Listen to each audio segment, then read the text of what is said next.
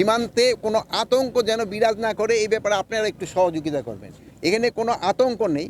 এখানে কিছু কিছু জায়গায় ওরা এখনও বলতেছে যেটা যে ওদের যে ইলেকশন হয়েছে, আপনারা জানেন ইলেকশনের সময় আমরাও কিন্তু বিজিবি বর্ডার থেকে সরাই নিয়ে ওইগুলি তারা কিন্তু রিডিপ্লয়মেন্ট হচ্ছে। কোনো ধরনের আতঙ্কের কোনো কারণেই নেই।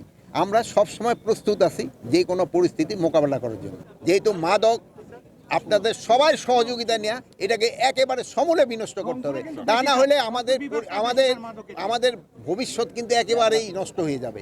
এই জন্য আমি আপনাদেরও জন্য সাহায্য এবং সহযোগিতা চাবো। এই সবাই মিলে আমরা মাদক যেন শেষ করতে পারি। অন্যান্য এলাকার তুলনায় রংপুরে আইন শৃঙ্খলা পরিস্থিতি কম্পারেটিভলি একটু ভালো, বাট আরও ভালো হওয়ার প্রয়োজন রয়ে গেছে। এখন যেই আইন শৃঙ্খলা যেটা পরিস্থিতি, এটা বলতে পারেন মোটামুটি সন্তোষজনক, বাট এটা আরও ভালোর দিকে নিতে হবে। এই জন্য একটা আমাদের এখানে দিক নির্দেশনা দেওয়া হয়েছে। আপনারা এখানে আসেন, আপনারা একটা সত্য ঘটনাগুলি প্রকাশ করবেন এবং এই অপপ্রচারের আপনারা জবাব দিবেন। আপনারাই পারেন কিন্তু এই অপপ্রচারের জবাব দেওয়ার জন্য। আপনারা এই একটা সত্যি ঘটনাটা যদি তাদের জানায় দিতে পারেন, আপনারা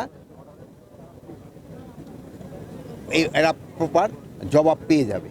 আরেকটা জিনিস এখানে জানছে, আমরা এখানে আসছিলাম যে আপনারা সবসময় জানেন যে এই যে রিক্রুটমেন্টের সময় ওই কোনো রকম ঝামেলা হয় পুলিশের রিক্রুটমেন্টে। এবার এইটার ক্ষেত্রে আমার মনে হয় না কোনো রকমের এইচআই বা এই যে পুলিশ কনস্টেবল নিয়োগে কোনো ধরনের দুর্নীতি হয়েছে। যদি কোনো রকমের দুর্নীতি হয়ে থাকে আপনারা আমাদের জানাবেন, আমরা এটার এগেনস্টে অবশ্যই ব্যবস্থা নিব। এখানে যদি আমিও যদি নিজে কোথাও ইনভলভ থাকি আপনারা জানাবেন। আমারও যদি কোনো দুর্নীতি আমি করে থাকি আপনি অবশ্যই বলবেন।